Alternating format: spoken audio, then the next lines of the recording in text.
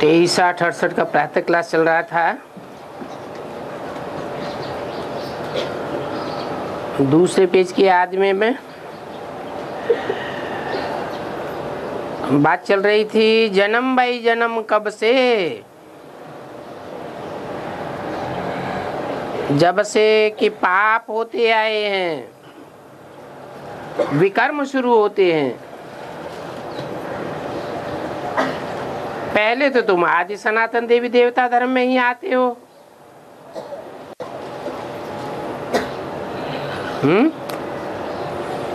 क्या बोला? पहले किस धर्म में आते हो, फिर बाद में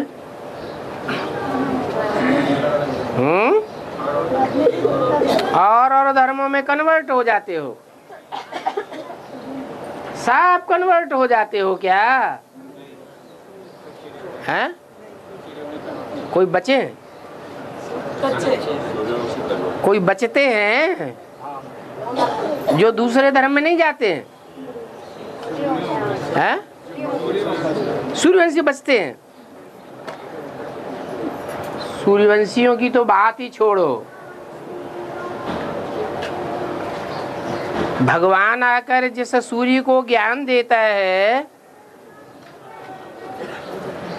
वो सूर्य और धर्मों का राज्य का फाउंडेशन लगाता है, तो वहां जन्म लेता है या नहीं लेता है? तो क्या कहेंगे? कन्वर्ट ही होता है ना? नहीं होता है? हैं? हाँ, कन्वर्शन उसे कहा जाता है कि कोई एक कुल में जन्म ले और फिर उस कुल की लाज न रखे और दूसरे कुल में कन्वर्ट हो जाए, दूसरे धर्म में कन्वर्ट हो जाए, मातृभूमि की भी लाज न रखे।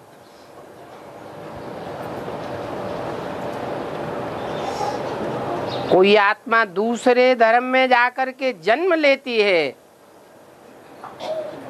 उसे कन्वर्शन नहीं कहा जाता। एक ही जन्म में एक धर्म को छोड़ और दूसरे धर्म को अपना लेना, उसे कन्वर्शन कहा जाता है।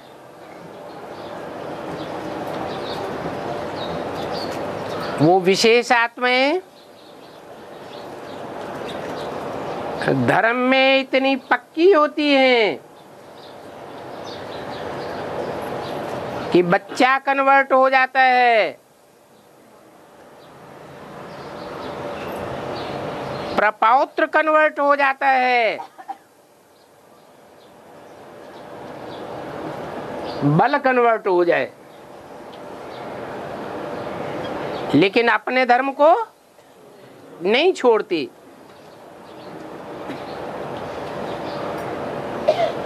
जैसे महात्मा बुद्ध सिद्धार्थ में प्रवेश करते हैं, सिद्धार्थ कन्वर्ट हो जाता है।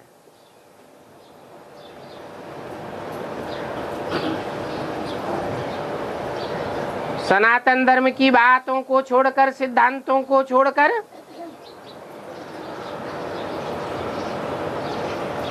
बौद्ध धर्म के सिद्धांतों का प्रचार प्रसार करने लग पड़ता है।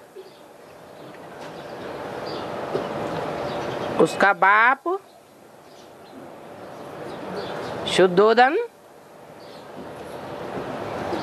बच्चे को घर से बाहर निकाल देता है, देश निकाला दे देता है, परंतु खुद कन्वर्ट नहीं होता। उसका बाबा बिंदुसार, क्या नाम दिया? क्या मतलब हुआ? जो जो आत्मा रूपी बिंदु है, मनुष्य आत्मा रूपी बिंदु है ना, उन 500-700 करोड़ मनुष्य आत्मा रूपी बिंदुओं का जो सार है, पूरे मनुष्य सृष्टि रूपी वृक्ष का सार कौन होता है? कोई होता है या नहीं होता है? कौन होता है? जो उस वृक्ष को जन्म देता है, आदि पिता, वो हुआ मनुष्य सृष्टि रूपी वृक्ष का सार।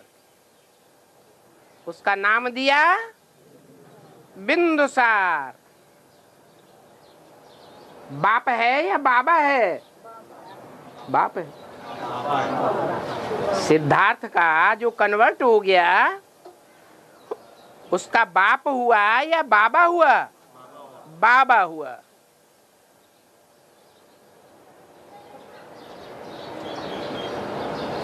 तो बौद्ध धर्म 300-400 वर्ष पहले स्थापन होता है, और जब स्थापन होता है तो प्रपौत्र बिंदुसार का, पुत्र शुद्धोधन का कन्वर्ट हो गया और उसे देश निकाला भी दे दिया। धरत परिय पर धर्म न छोड़िए।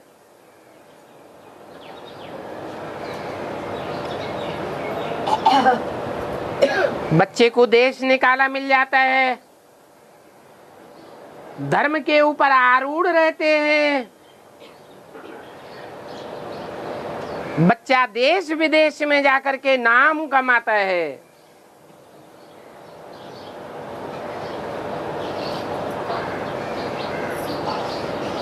पूरे ही पूर्वीय देशों को अपनी बातों से अवगत कराता है।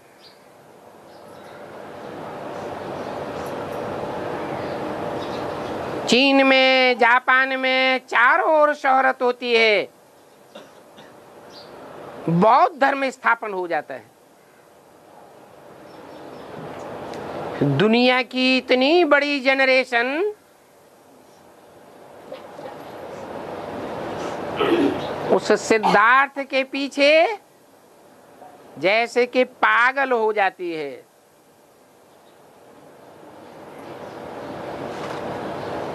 नामाचार तो भारत में आता है ना। बिंदुसार और शुद्धोधन के कान में उस नामाचार की बात तो पड़ती है ना, तो दिल बच्चे की तरफ आकर्षित नहीं होगा क्या?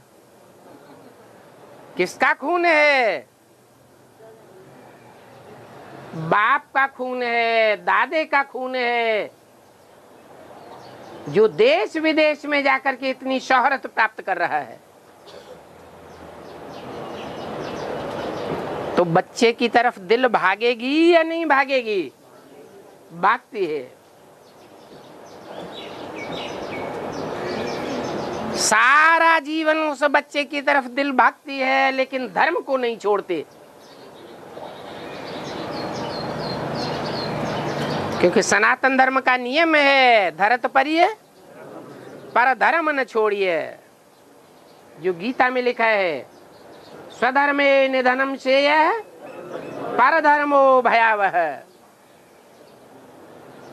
अब सारा जीवन बुद्धि उस बच्चे की तरफ जाती रही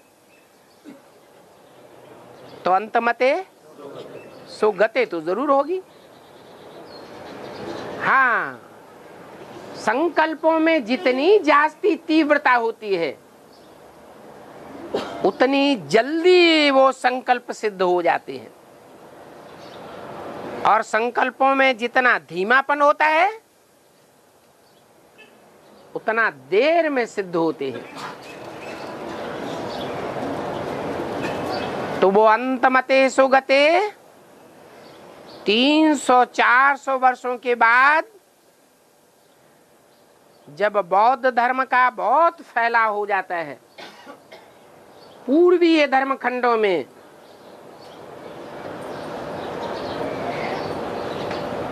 तो बाबा और बाप दोनों ही सन्नद्ध होते हैं बौद्ध धर्म में राजाई की स्थापना के लिए, क्योंकि बाप ही राजाई देता है, ग्रैंडफादर की राजाई जरूर मिलती है। और वो आत्माएं शरीर छोड़ने के बाद उन संस्कारों के अनुसार, जिन संस्कारों ने इतनी खींच की, अंत मते सो गति बनाई, बौद्ध धर्म में जाकर के जन्म लेती हैं और बौद्ध धर्म में राज्य की स्थापना करने की निमित्त बनती है। इसलिए बोला कि पहले तो तुम आदि सनातन देवी देवता धर्म में ही आते हो, बाद में मोह के कारण है बच्चों के प्रति भारतवासियों में जितना मोह होता है उतना दूसरे धर्म वालों में मोह नहीं होता है। ये भारत मातृ प्रधान देश है। मातृ प्रधान देश होने के कारण माताओं की भाषणा इस देश में ज्यादा आती है, क्योंकि हर धर्म वाले का ओरिजिन कहां से होता है? भारत से ही होता है। भारत में पहले पहले आदि सनातन देवी देवता धर्म था। आदि सनातन देवी देवता धर्म वाले ही बाद में हिंदू बने और फिर हिंदू से दूसरे दूसरे धर्मों में कन्वर्ट हुए। तो बोला तुम पहले पहले थे 16 कला संपूर्ण सूर्यवंशी, फिर बाद में कलाएं कम होती गई, सुख भोगते भोगते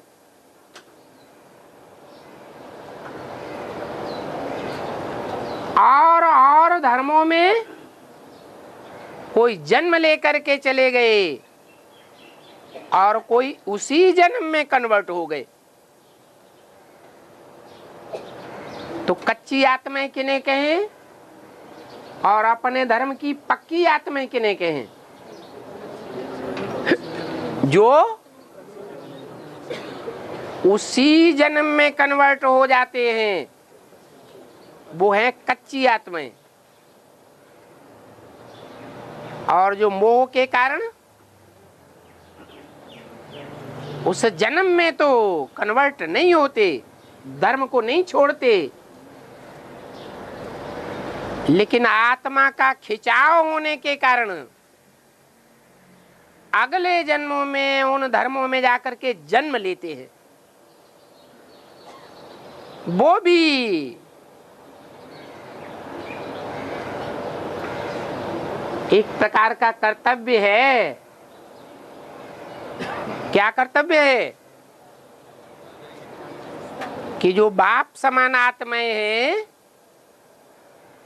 उनका कर्तव्य है जो भी धर्म वाले हैं उन सब के बाप है ना। कौन? सूर्यवंशी। तो उनके हिस्से का राजाई का वर्षा उन आत्माओं के द्वारा मिलता है।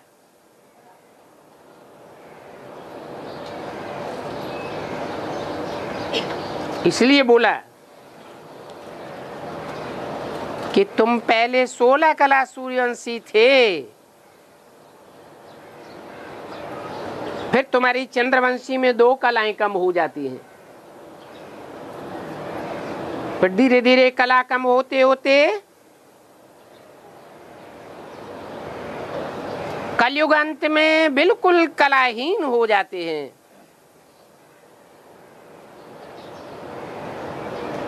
अभी फिर 16 कला संपूर्ण कैसे बनेंगे?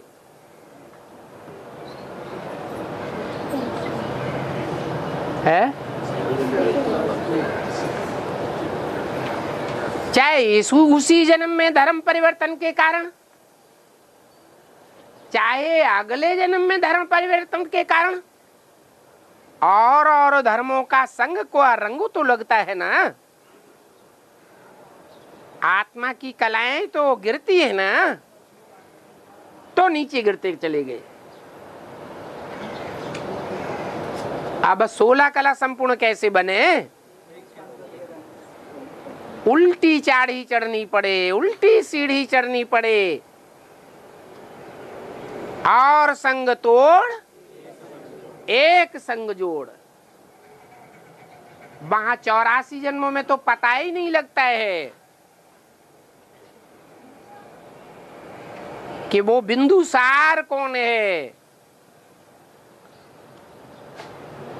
जिस ऊंच ते ऊंच मनुष्य सृष्टि के बाप में ऊंच ते ऊंच धर्म पिता स्वयं भगवान प्रवेश करता है। और अभी तो हमको है, अभी तो पता है। तो जब पता पड़ गया कि वो ऊंच ते ऊंच जिसके संग के रंग से हम पुरुषार्थ अनुसार ऊंचते ऊंचे बनेंगे और 16 कला संपूर्ण बनेंगे, तो ये मूल बात है उस बिंदुसार को पहचानने की, जानने की और मानने की। तो उस बाप को याद करके सतो प्रधान बने। वो बाप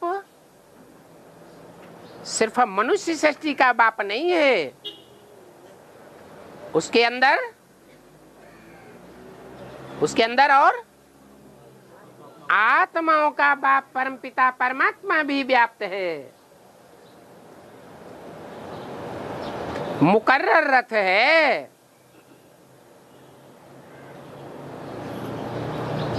तो हम सतो प्रधान जरूर बनेंगे।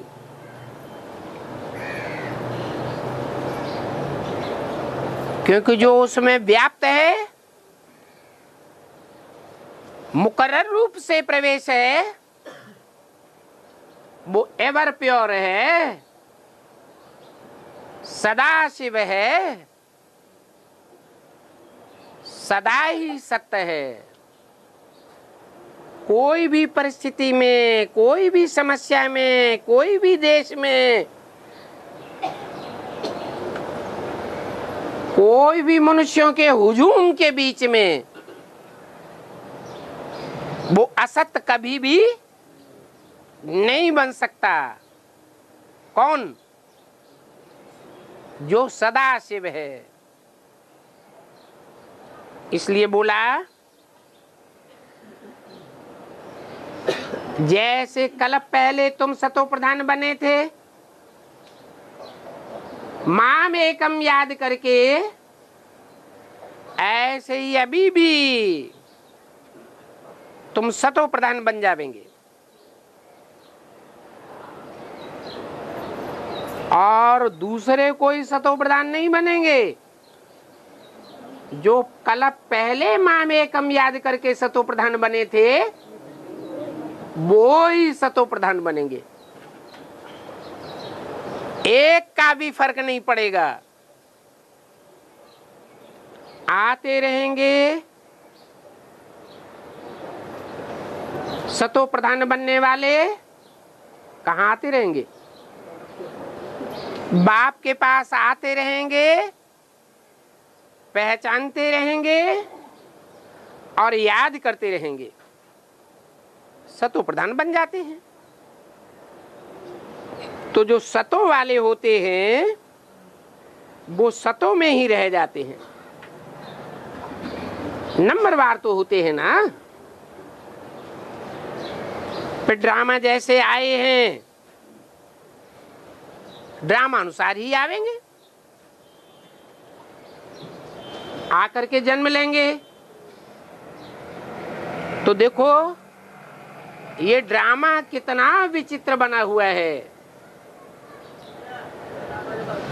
इस ड्रामा को अच्छी रीति जानने के लिए भी कितनी समझ चाहिए, परंतु जो पत्थर बुद्धि है वो समझ नहीं सकते हैं। अरे पत्थर बुद्धि को पारस बुद्धि बनाने वाला नहीं आया हुआ है क्या? आया हुआ है तो समझ सकते हैं ना। है? ऐसे क्यों कह दिया नहीं समझ सकते हैं पत्थर बुद्धि? है पत्थर बुद्धि भी अगर पारस का संग करेंगे तब ही तो समझेंगे, नहीं करेंगे तो नहीं बनेंगे, क्योंकि समझते नहीं है। पत्थर बुद्धि ही माना मोटी बुद्धि।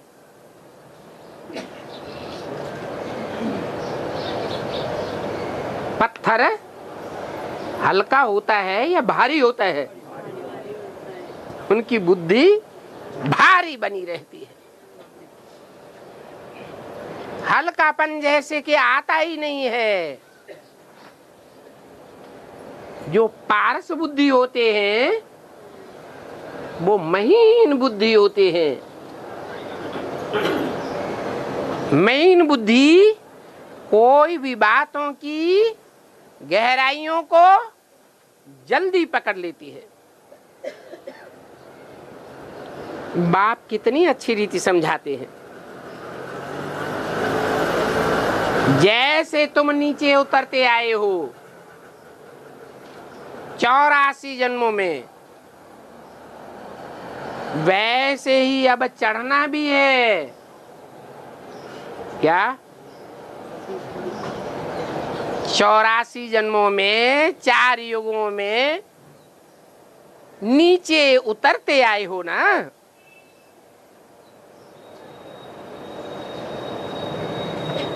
सतो प्रधान युग में धीरे धीरे नीचे उतरे,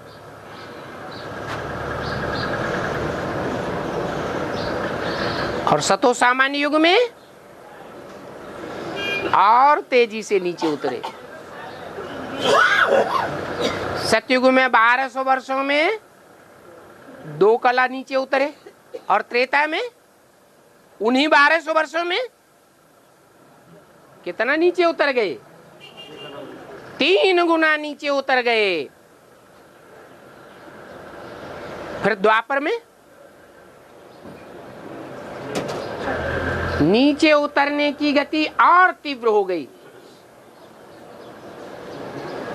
1200 वर्षों में 8 कलाएं कोई कोई की चट्ट हो गई। कलयुग आते आते सब कलाहीन हो गए। तो जैसे नीचे उतरे हो वैसे ही अब ऊपर चढ़ेंगे। तो कौन से युग की सीढ़ी चढ़ने में जास्ती कठिनाई आएगी? जो कलयुग की सीढ़ी है उसे चढ़ने में बहुत कठिनाई महसूस करते हैं।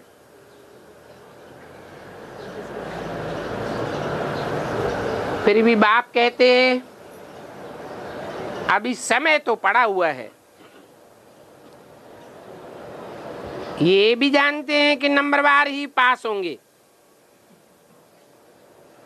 फिर नंबरवार ही उतरेंगे। तुम्हारी एम ऑब्जेक्ट तो है सतो प्रधान बनने की, तुम्हारी और धर्म वालों की ये एम ऑब्जेक्ट नहीं है। उनकी क्या एम ऑब्जेक्ट होगी? है वो सतो प्रधान लक्ष्मी नारायण जैसा बनने की उनकी एम ऑब्जेक्ट नहीं होगी। उनका सिंबल लक्ष्मी नारायण नहीं हो सकते।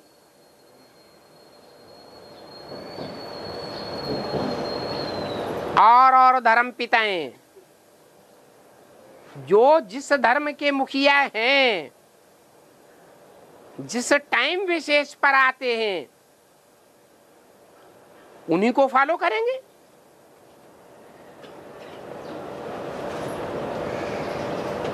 ये तो नहीं कह सकते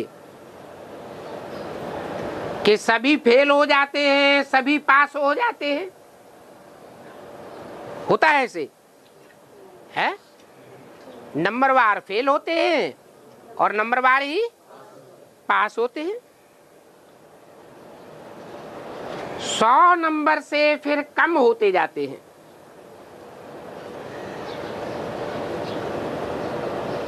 ये 100 नंबर पक्का सतो प्रधान कहेंगे। फिर भी फेल पास नंबरवार ही होते हैं। इसलिए बहुत पुरुषार्थ करना है। इस पुरुषार्थ में ही फेल होते हैं। इस पुरुषार्थ में हैं? कौन से पुरुषार्थ में फेल होते हैं? हैं? अरे सतो प्रधान बनने के पुरुषार्थ में ही फेल होते हैं।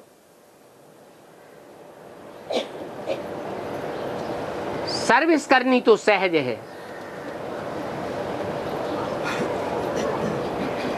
जितना समझेंगे उतना दूसरों को समझा सकेंगे। म्यूजियम में किस रीति पढ़ाते हैं? म्यूजियम में उनकी पढ़ाई को देखने से पढ़ाने के तौर तरीके को देख करके पता पड़ जाता है कि इन्होंने कितनी पढ़ाई पढ़ी है। कौन से म्यूजियम की बात है?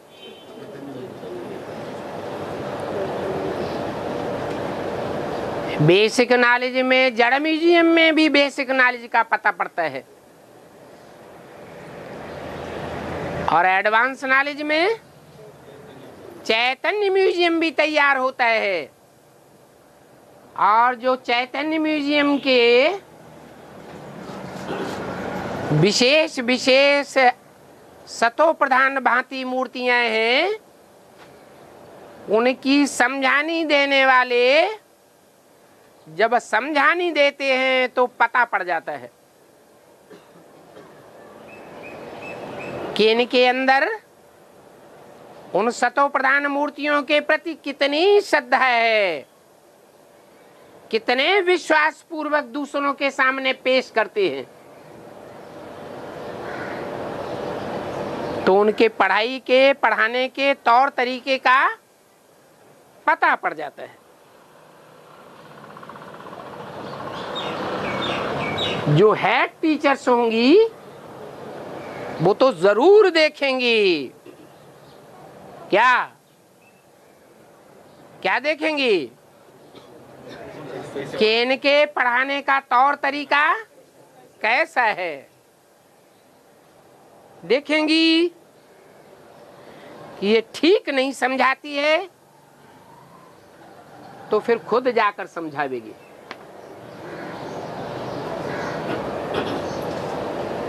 गलत बात समझाने नहीं देगी। अच्छी टीचर होगी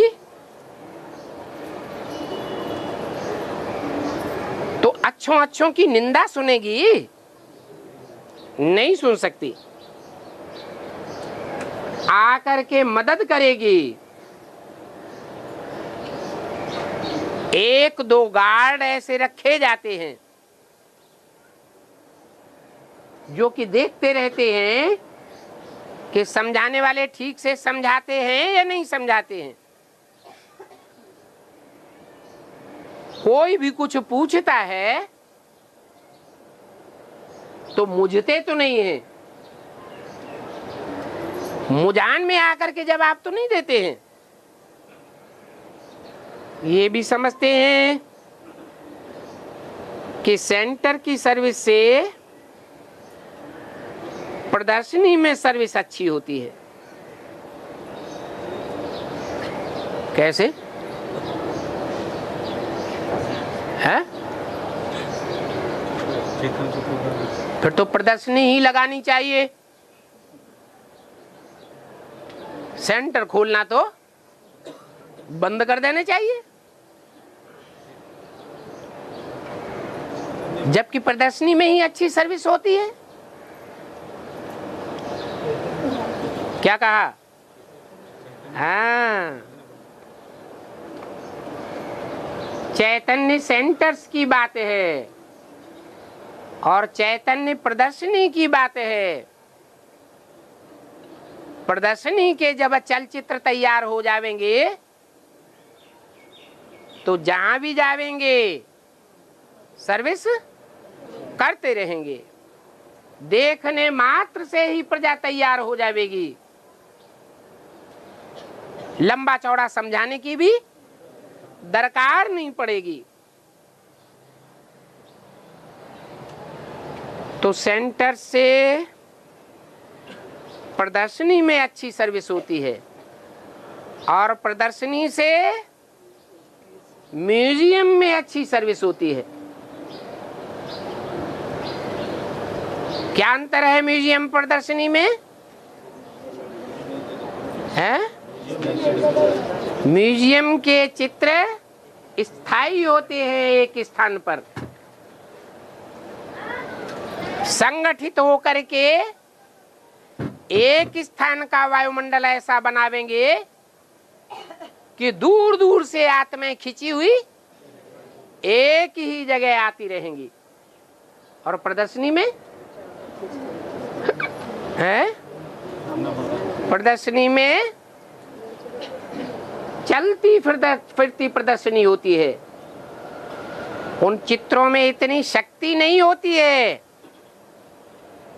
कि एक जगह बैठ जाएं तो चारों ओर से आत्माएं स्वतः ही खिंची हुई चली आवे। जो म्यूजियम होता है वो तो अच्छी तरह अपनी शो करता है।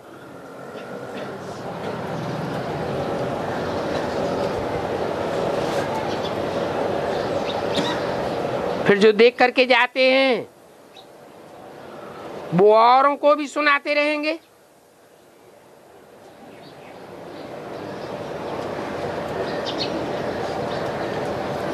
ये पिछाड़ी तक चलता रहेगा।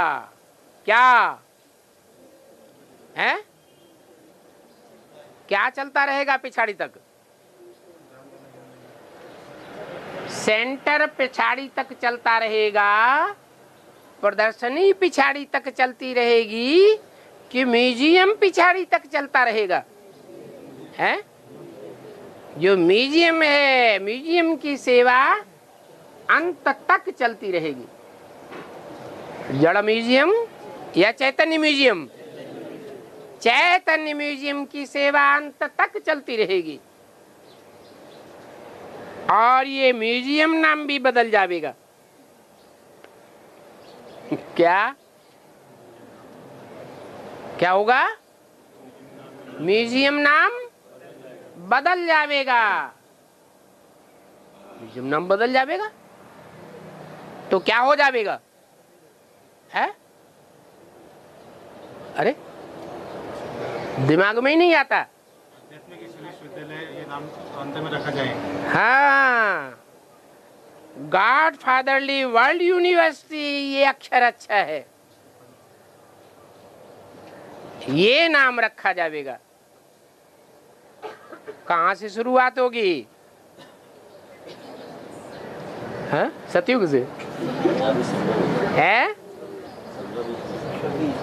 गॉड फादरली वर्ल्ड यूनिवर्सिटी, ये नाम आखिर कहीं से तो शुरुआत होगी इसकी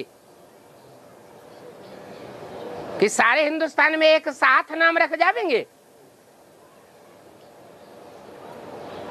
आध्यात्मिक ईश्वरीय विश्वविद्यालय जो नाम रखे गए हैं वो सारे हिंदुस्तान में एक साथ रखे जाएंगे या पहले पहले कहीं से शुरुआत होगी? कहाँ से है? गॉड है, बाबा है, चैतन्य में बाबा। शुरुआत होती है बनारस से, या जहाँ ज्ञान का बना बनाया रस तैयार होता है, रगड़ने की दरकार भी नहीं पड़ती। इसमें कोई मनुष्य का नाम नहीं है। जो पहले नाम होता है प्रजापिता ब्रह्मा कुमारी ईश्वरीय विश्वविद्यालय या ब्रह्मा कुमारी ईश्वरीय विश्वविद्यालय, उसमें तो नाम होता है किसका? मनुष्यों का। परंतु इसमें कोई मनुष्य का नाम नहीं होता है। क्या नाम होता है? आध्यात्मिक। आधि माने अंदर, आत्मिक माने आत्मा के अंदर, माने आत्मा के अंदर क्या क्या है, कितने कितने जन्मों का किस किस आत्मा के अंदर कितना कितना पार्ट भरा हुआ है, ये सारी डिटेल अगर कोई को जाने नहीं है तो कहाँ जाना पड़े? आध्यात्मिक ईश्वरीय विश्वविद्यालय में जाना पड़े। ईश्वर आध्यात्म विद्या सिखाने वाला है, वो आत्माओं का बाप है, देहधारियों का बाप नहीं है।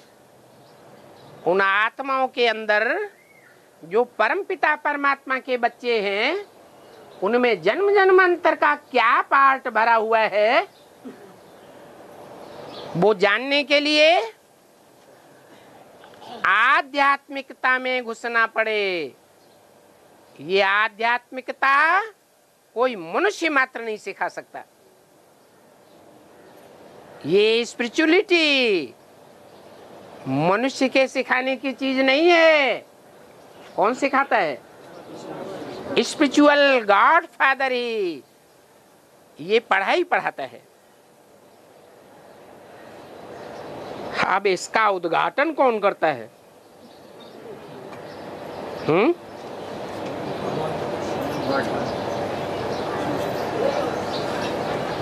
एक होता है उद्घाटन करना, है? पहले उद्घाटन होता है, बाद में स्थापना होती है। तो उद्घाटन कौन करता है? बाप ने इसका उद्घाटन किया। किसका? आध्यात्मिक ईश्वरीय विश्वविद्यालय का। ये बाप की पहचान है। क्या? और कोई इसका उद्घाटन नहीं कर सकता। 500-700 करोड़ मनुष्यों में कोई भी आध्यात्मिक ईश्वरीय विश्वविद्यालय का उद्घाटन नहीं कर सकता। क्यों? ताकत ही नहीं। क्यों ताकत नहीं? सभी तो आत्मा है। क्योंकि आध्यात्मिक ईश्वरीय विश्वविद्यालय का उद्घाटन वो ही कर सकता है जो आत्मा के अंदर प्रवेश करने की ताकत रखता हो। हर प्रकार की आत्मा के अंदर तह तक प्रवेश करने की ताकत रखता हो।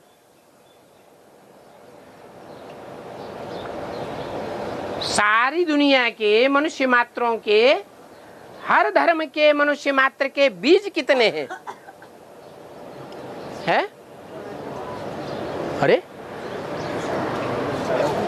दुनिया में जितने भी मनुष्य मात्र हैं उनके टोटल बीज कितने हैं? तो 108 तो वो हैं जो राजाई प्राप्त करते हैं। प्रजा वर्ग भी तो है, उससे पहले नंबर की राजाई का ही गायन है, दूसरी राजाइयों का गायन नहीं है। यथा राजा तथा प्रजा। आज की दुनिया में जो राजाई चल रही है उसमें ये गायन लागू होता है पूरा पूरा, यथा राजा तथा प्रजा नहीं। राजा हैं तो करोड़पति अरबपति बने बैठे हैं, विदेशी बैंकों में पैसे जमा कर रहे हैं, और प्रजा तो भूखों मर रही है। तो ये यहाँ लास्ट या मध्यवर्ती जो गवर्नमेंट है या जो जनरेशन है मनुष्यों की, उनका गायन नहीं है। ये गायन 100% कौन सी जनरेशन पर लागू होता है? जो दुनिया की पहली जनरेशन है उसके ऊपर ये गायन लागू होता है, यथा राजा तथा प्रजा। तो इस आध्यात्मिक ईश्वरी विश्वविद्यालय का उद्घाटन बाप ने किया है। तुम किसी बड़े आदमी से कराते हो,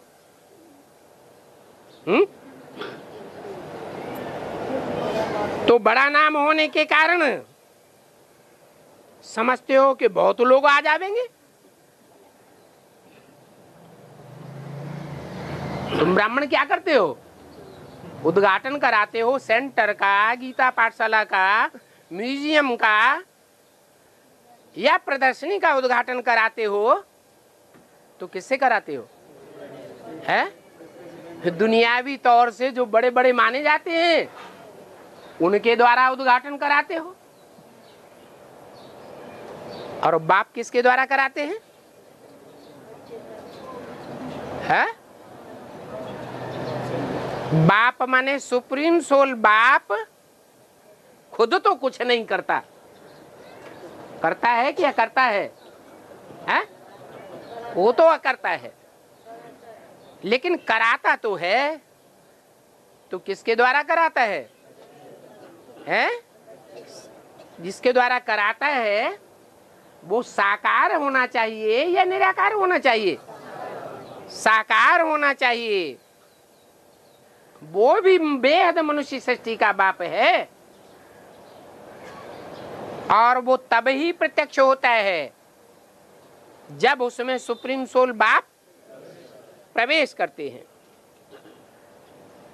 तो तुम जानते हो, एक बड़े आदमी के द्वारा उद्घाटन करावेंगे तो उसको देख करके उसके पूछे पीछे ढेर आ जाएंगे। तो बेहद के बाप की भी क्या युक्ति है? क्या युक्ति है? अरे बेहद का बाप ढेर के ढेरों को बुलाना चाहता है कि नहीं बुलाना चाहता है? किस कैटेगरी के ढेर बुलावेगा? है प्रजा वर्ग की कैटेगरी के ढेर लोगों को बुलावेगा, या जो राजाई लेने वाले हैं, दुनिया भर से चुनी हुई आत्माओं में से मुट्ठी भर आत्माएं निकलती हैं। उन मुट्ठी भर आत्माओं को कैसे कलेक्ट किया जाए? उनको कलेक्ट करने के लिए उन राजाओं का भी कौन चाहिए? राजा चाहिए। इसलिए बोला कि मनुष्य सृष्टि में ऊंचे ऊंचे है प्रजापिता। मनुष्य सृष्टि में टोटल कितने हैं? टोटल मनुष्य कितने हैं? 500 करोड़ मनुष्य हैं। ऐसे तो 700 750 करोड़ भी है, लेकिन उनको मनुष्य की कैटेगरी में नहीं डाला जा सकता। देखो हम भी मोबाइल रखते हैं,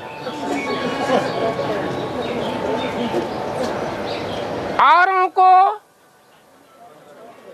जो 500 करोड़ से ऊपर हैं वो मनुष्य की कैटेगरी में हैं? नहीं है। किस कैटेगरी के हैं? वो मनन चिंतन मंथन करने वाली आत्माएं नहीं है। थोड़ा भी मनन चिंतन मंथन नहीं करेंगी।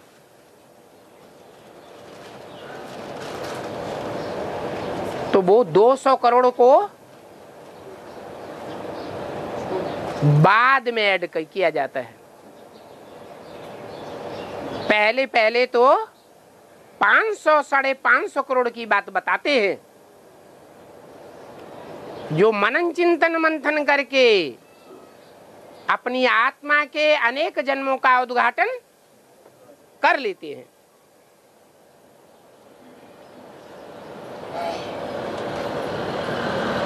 तो ऐसे मनन चिंतन मंथन करने वालों की संख्या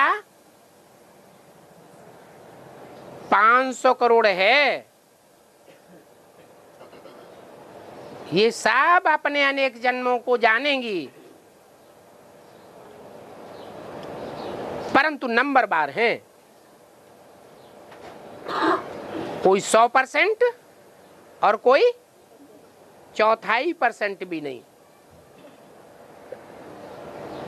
हाँ, उन मनन चिंतन मंथन करने वाले मनुष्यों का जो एक मुखिया है, उस मुखिया को पकड़ लिया जाए तो उसके पीछे पीछे एक दिन सब मनुष्य आ जाएंगे। ढेर के ढेर मनुष्य हैं। इसलिए बाबा ने दिल्ली में लिखा है कि बड़े बड़े आदमियों के जो ओपिनियन हैं सो छपवाओ।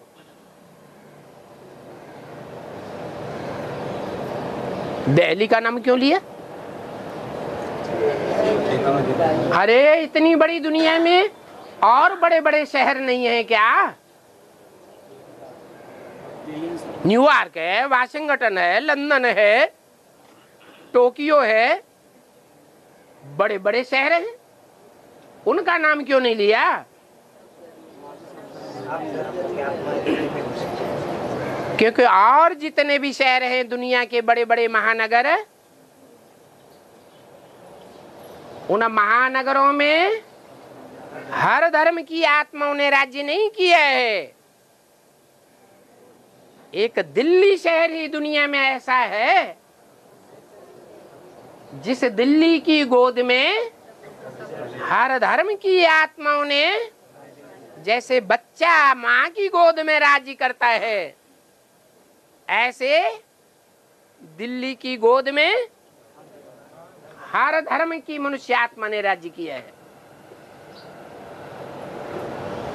तो बोला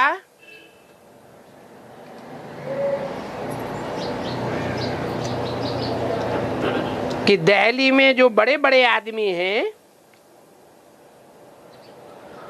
उनके ओपिनियन छपवाओ।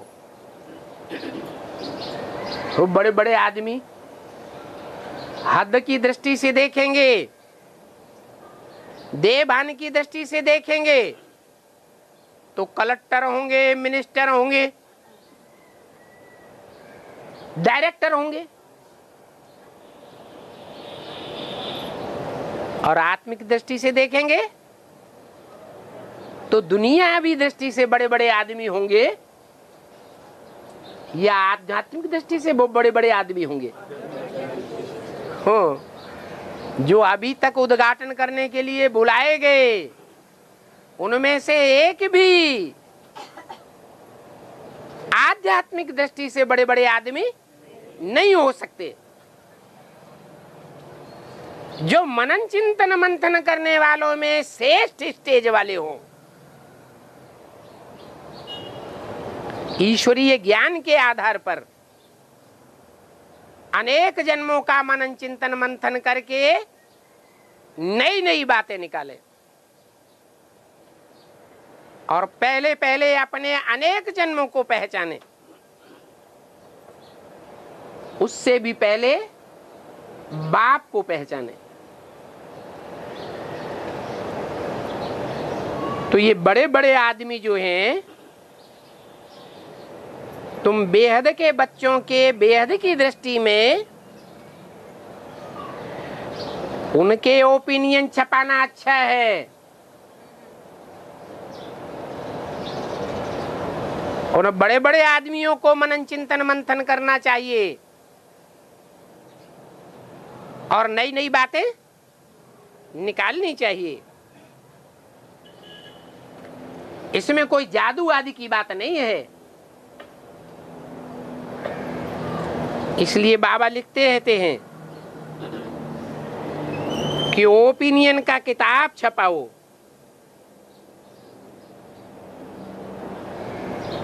और वो ओपिनियन का किताब यहां भी छपाओ।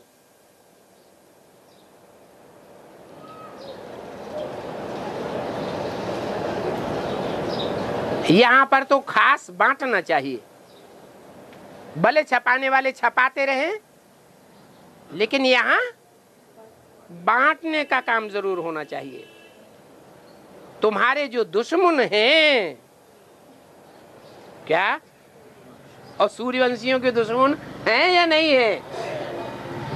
तुम्हारे जो दुश्मन हैं उनको तो वो ओपिनियन का किताब जरूर छपा करके देना चाहिए।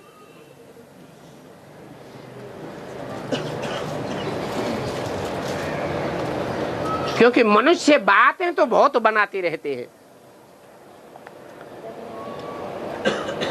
बातें बनाना जानते हैं, लेकिन उन बातों को जो मुख से बोलते हैं वैसा प्रैक्टिकल में करना नहीं जानते हैं।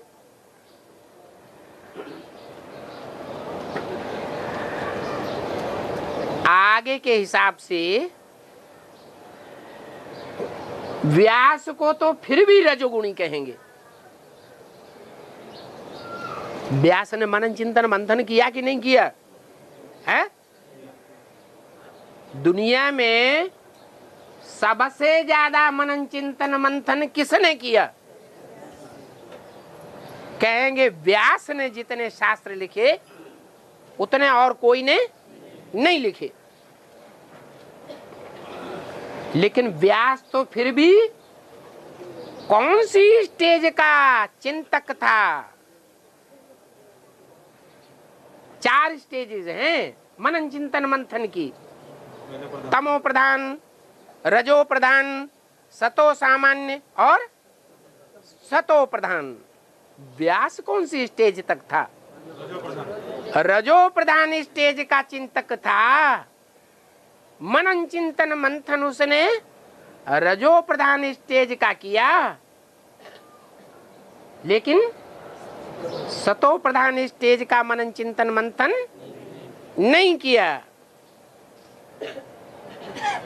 जो भी पुराण आदि लिखे गए हैं, वेद शास्त्र लिखे गए हैं, उनमें सतो प्रधान युग और सतो सामान्य युग, त्रेता सतयुग का कोई भी वर्णन, कोई भी इतिहास नहीं है। और जो है सो सब झूठा। त्रेता में राम, राम के साथ रावण, त्रेता में 14 कला संपूर्ण। फिर वहां रावण कहां से आ गया? रावण तमो प्रधान होता है या सतो प्रधान बुद्धि होता है? तो बेविचारी बुद्धि होता है। सतयुग में हिरण्याकश्यप को दिखा दिया, प्रहलाद को दिखा दिया। अरे सतयुग में हिरण्याकश्यप जैसे असुर कहां से आवेंगे? सवाल ही पैदा नहीं होता।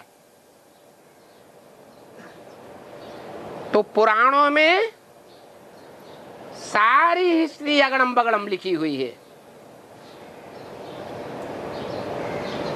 तो कहेंगे कि उन्होंने तो रजो प्रधान युग में बैठ करके शास्त्र बनाए हैं। किस युग में? रजो प्रधान। ये रजो प्रधान क्यों कह दिया है? द्वापर युग, द्वापर युग में क्या होता है जो रजो प्रधान कह दिया है? 8 कलाएं होती है। तो 8 कला का कहना चाहिए। रजो प्रधान युग क्यों कहा? रजो प्रधान युग इसलिए कहा कि वहां सभी स्त्रियां रजस्वला होने लगती हैं।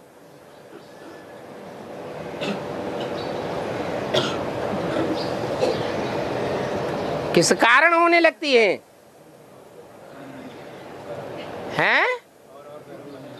हाँ, क्योंकि वहां द्वैतवाद आता है। एक सच्चाई होती है और एक के बीच में जब दूसरा घुसता है तो 2 नंबर अच्छा माना जाता है या खराब होगा? कहते 2 नंबर का माल है। ये द्वैतवादी युग है। तो रजो प्रधानता का युग कहा जाता है। वहां सात्विकता नहीं हो सकती, सतो सामान्यता भी नहीं होती है। तो बुद्धि जो है कैसी बन जाती है मनुष्यों की? राजसी बुद्धि बन जाती है। क्या? रजो प्रधान बुद्धि बन जाती है। जो भी पुरुष हैं उनकी बुद्धि कहां लगती है जाकर के? है? जहां से रज निकलता है वहां बुद्धि अटक जाती है, उससे ऊपर उनकी बुद्धि नहीं जाती। कितने भी शास्त्रवादी हों, कितना भी मनन चिंतन मंथन करने वाले हों, फिर भी उन शास्त्रों में वो राजसी बातें जरूर लगाए देंगे, क्योंकि बुद्धि राजसी बनी पड़ी है। तो व्यास को भी रजोगुणी कहेंगे। उनके शास्त्रों में कोई ऐसा शास्त्र नहीं होगा जो रजो प्रधानता की बातों से दूर हो। रज और वीरी की बातें हर शास्त्र में भरी हुई है। ऐसी बुद्धि हो जाती है मनुष्यों की। उस समय बैठ करके उन्होंने शास्त्र बनाए हैं। सारा दुनिया का माहौल ही ऐसा हो जाता है।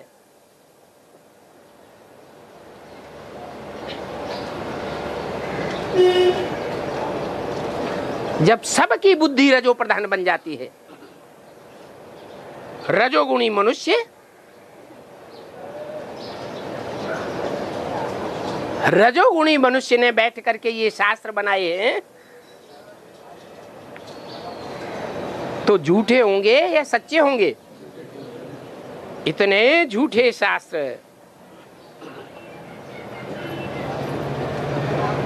तो देखो,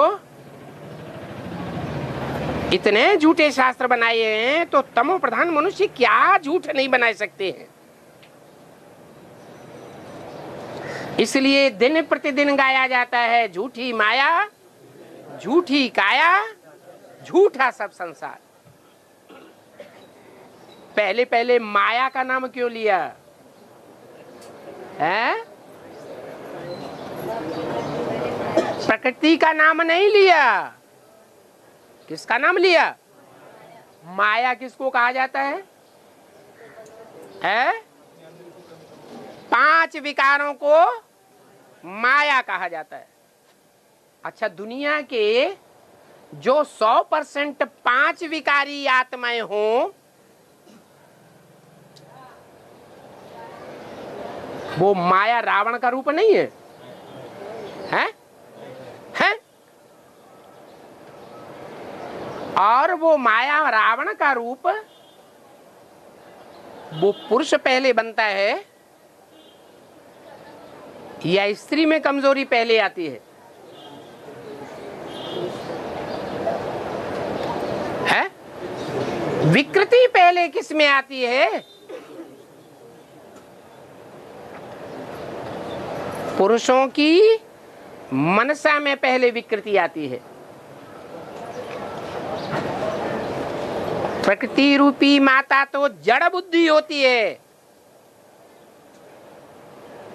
पहचान ही नहीं सकती कि सत्य क्या है और झूठ क्या है, निर्णय नहीं कर सकती। इसलिए दुनिया में जितने भी सत्य असत्य को डिफाइन करने वाले हुए, न्यायाधीश कहो, राजा कहो, वो पुरुष हुए या स्त्रियां हुई? है पुरुष हुए। फिर भी माया रावण क्यों कहा गया? बाबा रावण माया क्यों नहीं कहते? हैं? इसलिए कहा गया मां माने नहीं, आया माने आया। क्या ना आया होता तो अच्छा था? क्या नहीं आया होता है? जो माया का ये रूप है वो ना आया होता तो अच्छा है। कौन सा रूप है? देहभान वाला रूप। और देहभान पुरुषों में उतना नहीं होता है जितना स्त्रियों में होता है। इसलिए माया को आगे रखा है। पुरुषों में होता है काम विकार, कामना जागृत हो जाती है। माया रूपिणी देखी और कामना जागृत हुई। तो बोला इस दुनिया में इसलिए गायन चला आ रहा है, झूठ की दुनिया में। क्या? झूठी माया, झूठी काया। ये जो काया भी है ना, वो राम की तरह जो गायन है, मर्यादा पुरुषोत्तम राम, ऐसी किसी की काया इस द्वैतवादी रजो प्रधान युग में नहीं रहती, न स्त्रियों की और न पुरुषों की। काया में पहले पहले मुख्य कौन सा अंग है जो प्रदूषण पैदा करते हैं? आंखें। द्वापर आया और द्वापर के आदि से ही इस्लाम धर्म की आत्माओं के आते ही वो व्यभिचार की शुरुआत हो गई। और पहले पहले आंखों ने वो व्यभिचार का दोष करना शुरू कर दिया।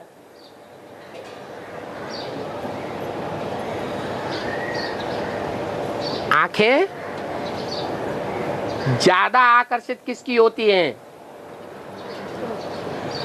स्त्रियों की या पुरुषों की? है? किसकी आंखें ज्यादा आकर्षण करती हैं? पुरुषों की। स्त्रियां कहेंगी पुरुषों की, पुरुष कहेंगे स्त्रियों की।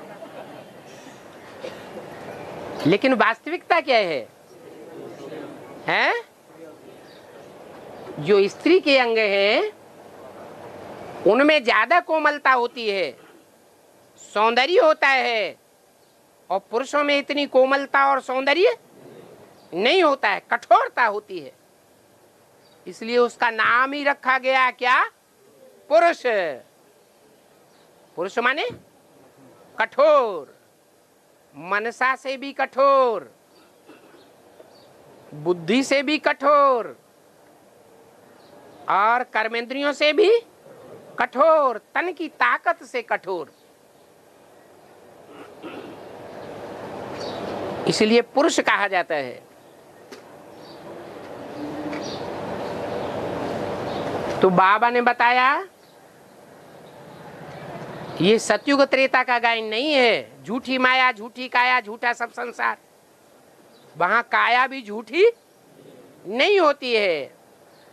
काया माने शरीर, शरीर की कोई भी इंद्रिय,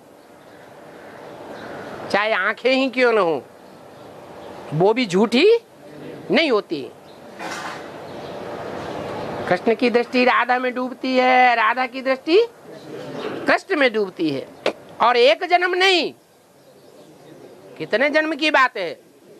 21 जन्म की बात। संस्कारों में वो करप्शन पैदा हो ही नहीं सकता। तो ये झूठी माया, झूठी काया, झूठा सब संसार, इसमें सारी बात आ जाती है। ओम शांति।